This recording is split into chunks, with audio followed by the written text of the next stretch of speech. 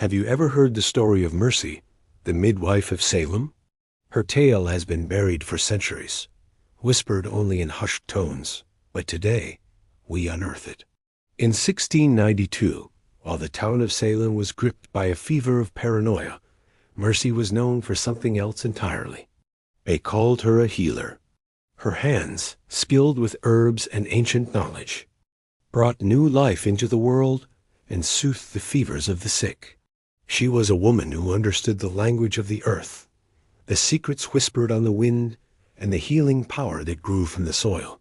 But in a world clouded by fear, wisdom can be twisted into something sinister.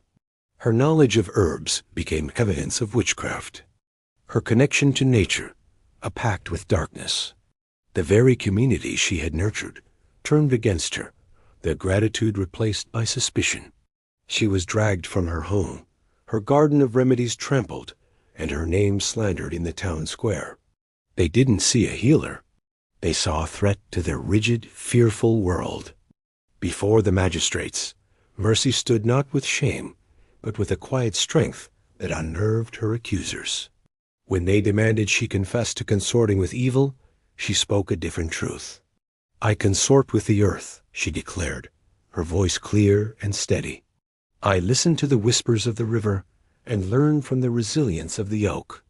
The herbs I use are the same ones that have eased your pains, the same teas that have quieted your crying infants. If that is witchcraft, then I am guilty of loving this world too deeply." Her words, meant to enlighten, only sealed her fate. They couldn't comprehend a power that didn't come from their approved doctrines. Fear is a voracious beast, and it demanded a sacrifice. The verdict was swift, the sentence absolute: fire.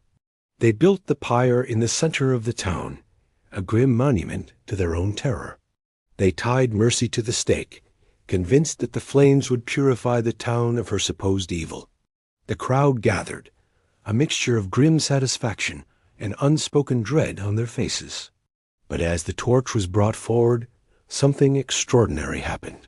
The clear sky suddenly darkened. Clouds gathered as if summoned from the heavens, and a torrential downpour began. The rain fell with an impossible intensity, drenching the pyre, the crowd, and the executioners. Every attempt to light the wood failed. The flames sputtered and died, refusing to catch. The fire, meant to consume her, was extinguished by the very sky above. Was it a miracle? A coincidence?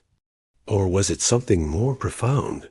The legends say it was the earth itself, rising to protect its daughter. The spirit of the land, which Mercy had honored and understood, refused to allow her to be destroyed by the ignorance of men. This wasn't just a failed execution. It was a sign, a testament to a power far older and more natural than the one brandished by the court. This story forces us to ask a crucial question. What if the so-called witches of history weren't evil sorcerers, but wise women, healers, and naturalists? What if they were the keepers of an ancient wisdom that terrified the burgeoning powers of their time? Perhaps the real Forbidden's history is the story of how we were taught to fear our own healers, to distrust the power of nature, and to silence the women who knew its secrets. Mercy's story is not just about persecution. It's about the enduring power of truth and the deep, unbreakable bond between humanity and the natural world. It's a reminder that what we don't understand, we often seek to destroy. Thank you so much for joining me on this journey into the past. If you found this story as powerful as I did, please give this video a like and subscribe to the channel for more hidden histories. Don't forget to hit the notification bell so you won't miss our next exploration. See you next time.